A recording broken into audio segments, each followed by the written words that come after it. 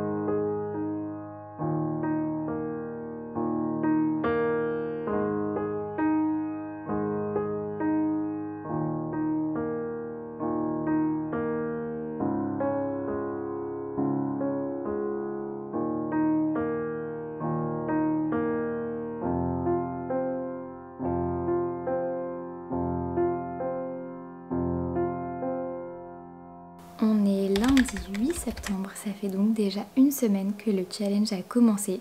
Ce que je me disais, c'est que j'allais peut-être faire un petit vlog par mois puisque le challenge a lieu de septembre à fin novembre. Donc comme ça ferait 3 petits vlogs. J'espère que je pourrai tenir ce rythme-là. En tout cas, c'est mon objectif. Et du coup, je prends enfin la caméra au bout d'une semaine pour vous faire un petit point sur cette première semaine et sur les lectures que j'ai pu faire pour l'instant. La bonne nouvelle, c'est que j'ai déjà lu 2 livres cette semaine. La mauvaise nouvelle entre guillemets, c'est qu'il y en a déjà un des 2 qui n'était pas dans ma pile à lire de départ. Mais vous allez comprendre le pourquoi du comment. Le 1er septembre, j'ai donc lu L'île du crâne, la version BD. Et ce qui s'est passé, c'est que le lendemain, j'ai lu le 2e tome de L'île du crâne parce que quand même j'allais pas résister à la tentation. Vous connaissez peut-être déjà ce titre puisqu'à la base L'île du crâne c'est un roman d'Anthony Horowitz qui a du coup été adapté en bande dessinée assez récemment. Pour l'instant il y a 2 tomes qui sont sortis, je sais pas s'il existe une suite ou pas, mais évidemment j'ai craqué sur le tome 2 dès que j'ai vu qu'il était dispo. L'île du crâne, ça fait partie des romans qui ont notamment inspiré Rowling pour l'écriture de la saga Harry Potter, et du coup on retrouve énormément de choses qui font penser à l'univers d'Harry Potter. Bon, déjà le côté un petit peu sorcier, il y a aussi un golden trio avec 2 garçons et une fille, donc comme dans Harry Potter. Il y a plein de petites références, le côté un peu château hanté, le côté je reçois une petite lettre directement chez moi, le côté ma famille m'aime pas trop et du coup il m'expédie un petit peu dans cette école, voilà. Et donc plein de choses qui font penser à Harry Potter. Honnêtement, c'est une lecture qui est parfaite pour l'automne. Il y a vraiment cette ambiance mystérieuse de cette grosse école qui est située dans une sorte de château, etc. Ça fait très Poudlard, hein, du coup, je vous le cache pas. Et donc ce côté un peu mystérieux parce que les professeurs semblent bizarres, tous les élèves sont bizarres, ils se comportent d'une manière étrange. Et donc ça a vraiment une atmosphère parfaite pour l'automne en mode Dark Academia. Cette semaine, j'ai également commencé L'espace d'un an de Becky Chambers. C'est le 1er tome de sa série des voyageurs et j'avais choisi ce livre-là pour entrer dans la catégorie qui parle de solarpunk puisque Becky Chambers, c'est la reine du solarpunk.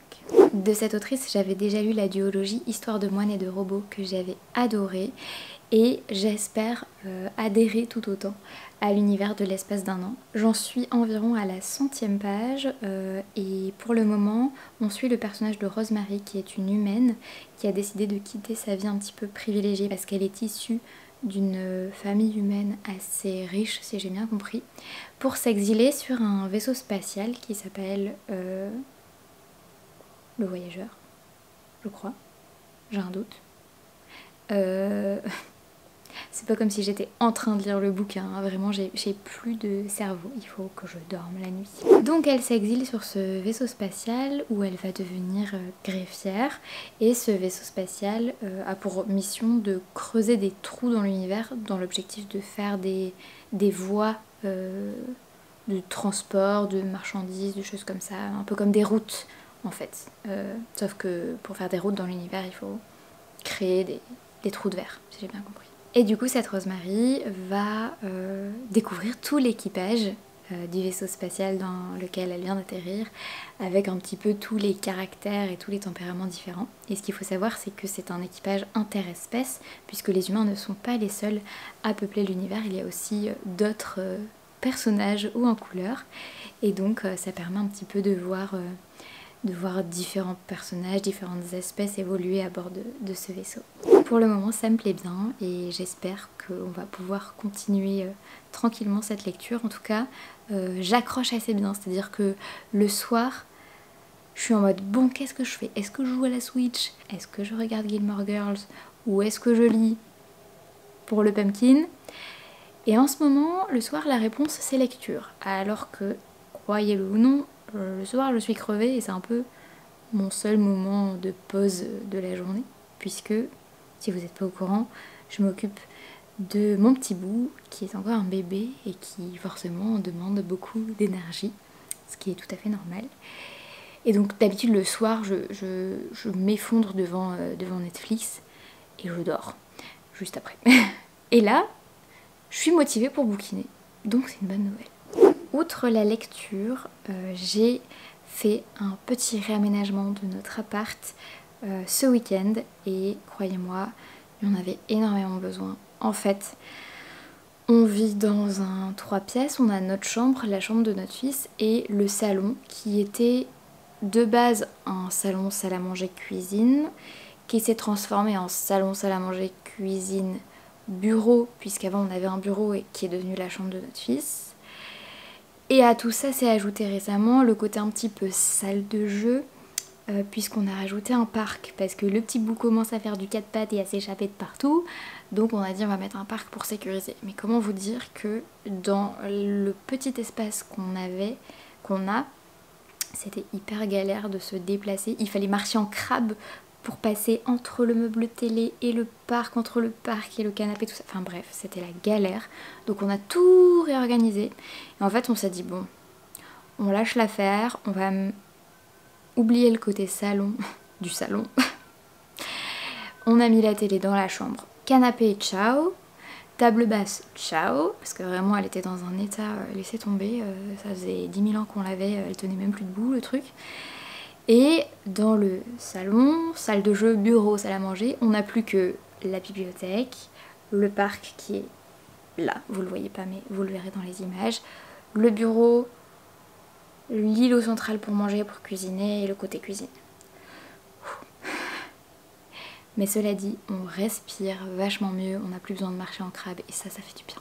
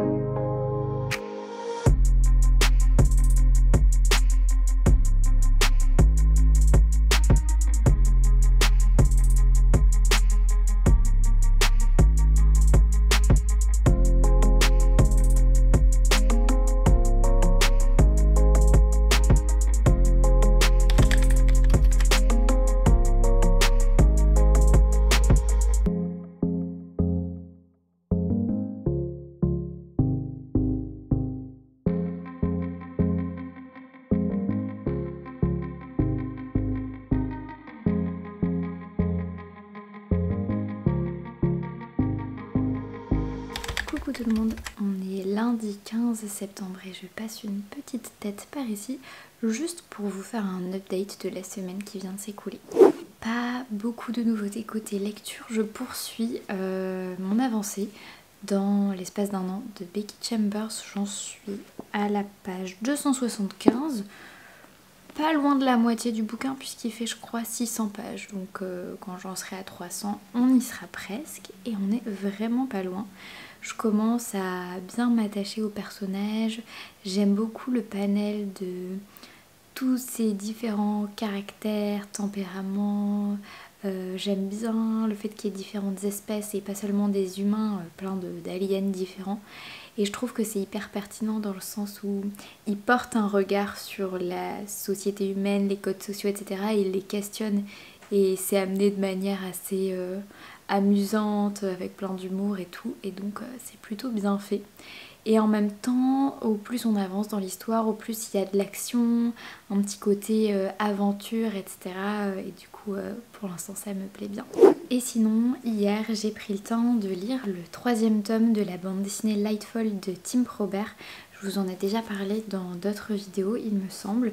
Et je sais pas pourquoi j'étais convaincue que c'était une trilogie, alors que pas du tout. Je suis arrivée à la fin du livre et j'ai vu marqué « à suivre ». Je me suis dit « oh purée ». Et donc j'ai regardé un petit peu sur internet et apparemment le 4e tome devrait sortir au printemps 2026. C'est tout côté lecture et sinon je commence à avoir un peu des loisirs d'automne, c'est-à-dire me refaire Gilmore Girls et me remettre un tout petit peu à Animal Crossing. Le truc c'est que en fait dès que j'ai un petit moment libre je sais pas trop où donner de la tête, si je dois commencer par lire, regarder une série, jouer à la Switch ou faire toutes les tâches ménagères qui s'accumulent dans la maison. Du coup c'est un peu difficile, des fois je fais genre un quart d'heure parce que souvent j'ai des plages à peu près d'1 heure pendant les siestes du petit tout, donc c'est assez particulier. Et au niveau de la Switch, j'aimerais beaucoup m'acheter le jeu qui s'appelle je crois Tiny Bookshop. Donc si certains d'entre vous l'ont, n'hésitez pas à me donner un peu votre avis, savoir s'il est bien. Il a l'air hyper cosy. Et bon voilà, du coup j'hésite à le prendre parce que je me dis je le prends vraiment que s'il est super bien et que je sais que je vais passer un peu du temps dessus. Parce que si c'est pour y passer un quart d'heure toutes les 3 semaines, je pense que ça va pas être super.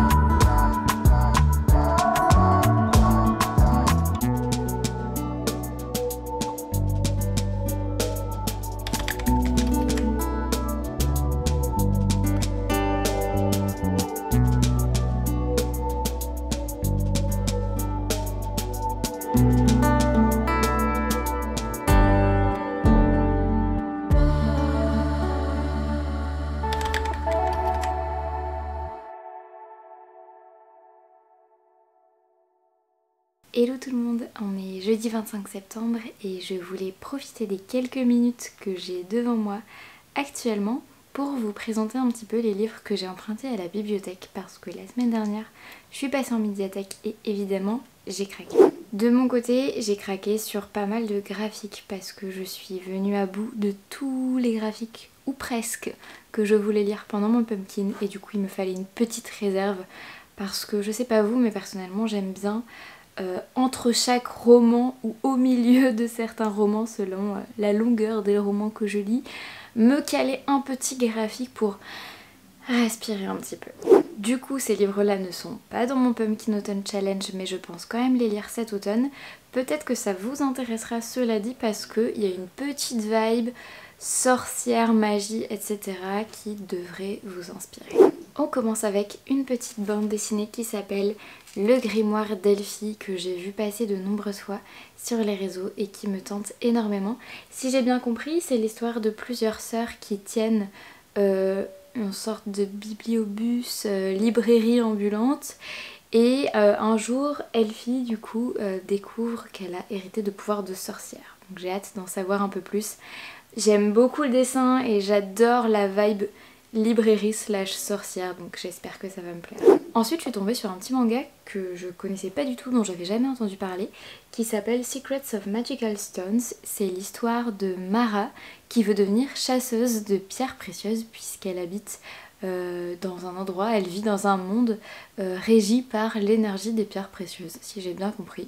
Franchement le pitch est plutôt sympa et les petites couleurs un peu douces, un peu automnales me tentent bien pour cette saison.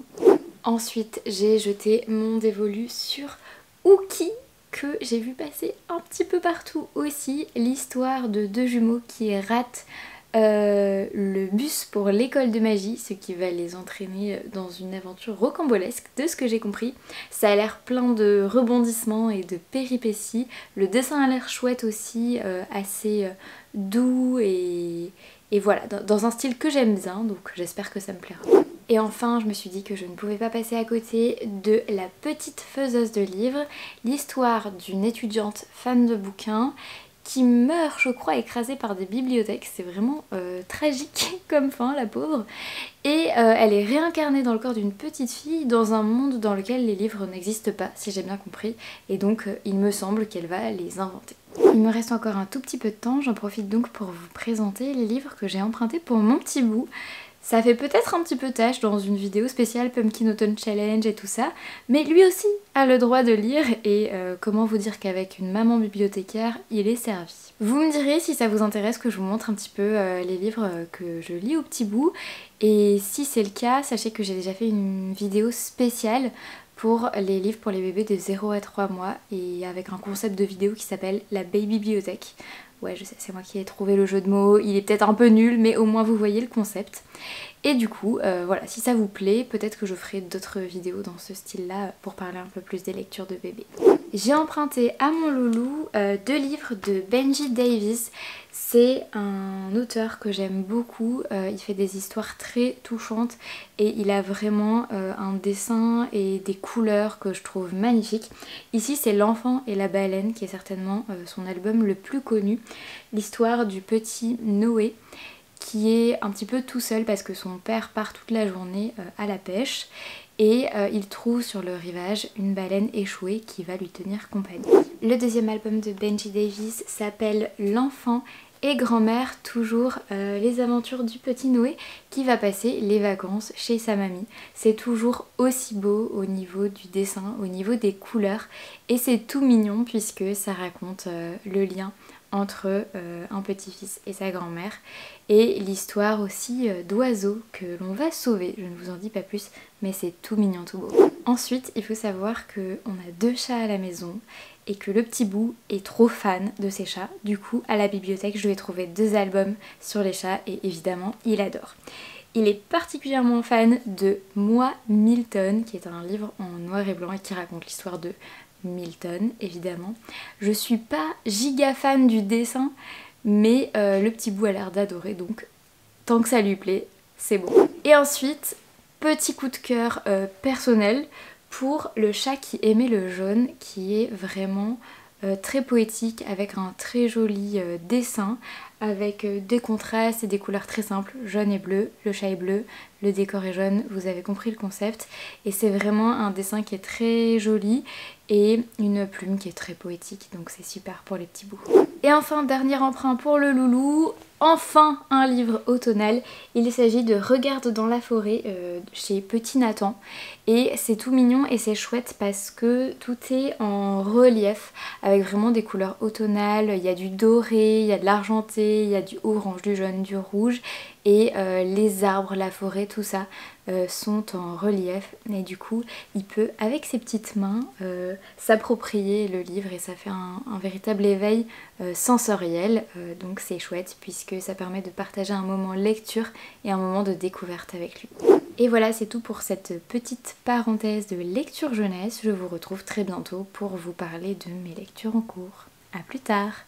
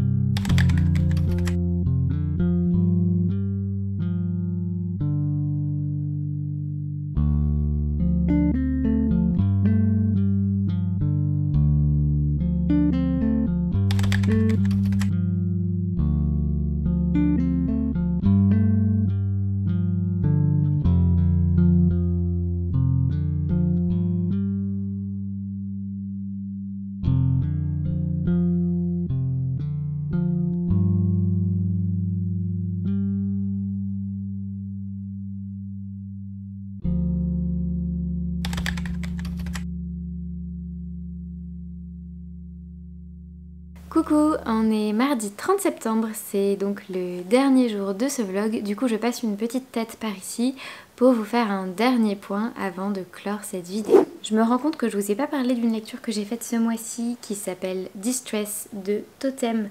Le numéro 2, c'est chez K Factory, une collection des éditions Dupuis. C'est une bande dessinée plutôt webtoon qui était dans ma pile à lire pour le Pumpkin Autumn Challenge. Jusque là j'ai réussi à respecter quand même un petit peu ma palle, c'était un peu le but à la base. Et du coup Distress, c'est l'histoire de Lenny qui est un jeune français qui s'exile plus ou moins au Canada pour y terminer ses études de journalisme. Et en fait il est un peu obsédé par une sorte d'enquête, par une créature mystérieuse sur laquelle il va enquêter. Et il va entraîner dans son sillage une personne résidant là-bas. Et il va se lier une sorte de relation entre les deux, je ne vous en dis pas plus. Mais le collègue en question, disons qu'il a un petit côté un peu mystérieux. Et du coup, voilà, je me suis régalée avec ce deuxième tome. Là, je vous ai résumé un petit peu le pitch en général, mais dans le deuxième tome, on continue dans cette enquête, voire même on découvre un petit peu le secret de tout le monde. Lenny découvre un petit peu les secrets de tout le monde.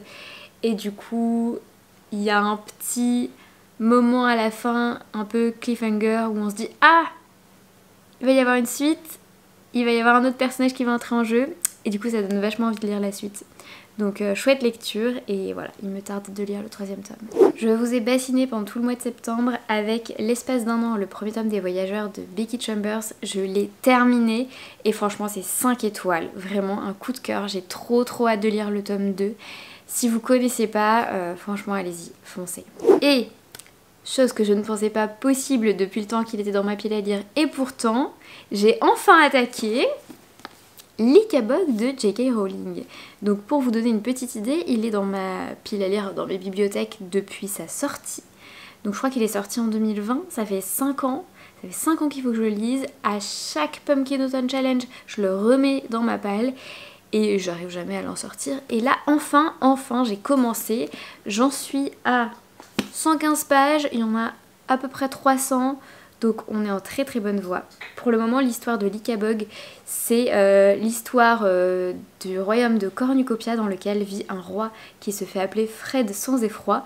Il s'est trouvé le pseudo un petit peu comme ça, mais en vérité, il n'est pas tellement téméraire. Il est même plutôt peureux.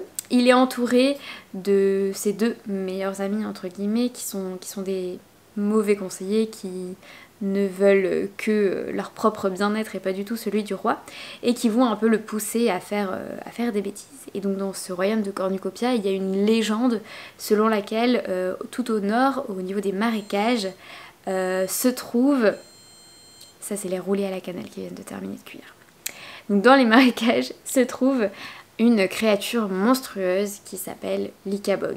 Le truc c'est que la quasi-totalité des gens de Cornucopia c'est que c'est juste une légende pour faire peur aux enfants et pas du tout un véritable monstre. Sauf qu'un jour, le roi Fred sans effroi se rend dans ces marécages et il va faire une drôle de rencontre. Pour le moment, j'en suis là, c'est une lecture assez chouette, c'est le côté un petit peu conte, c'est Rowling donc l'écriture est toujours très bien maîtrisée. Le seul petit bémol c'est que je trouve que c'est assez linéaire et factuel et disons que comme je suis habituée à Harry Potter, je trouve que ça manque un peu de magie. Je trouve que cette légende de l'Ikabog pourrait aller beaucoup plus loin. Toujours les rouler à la cannelle, hein, on va aller les sortir, tout va bien. Mais je passe quand même un bon moment de lecture, donc pour l'instant ça va. La suite au prochain épisode. Et j'ai une très très bonne nouvelle avant de terminer ce vlog. Voilà, on va finir sur une note de bonne humeur et de danse de la joie. Tout simplement parce que j'ai reçu une très très chouette nouvelle par mail il y a quelques jours.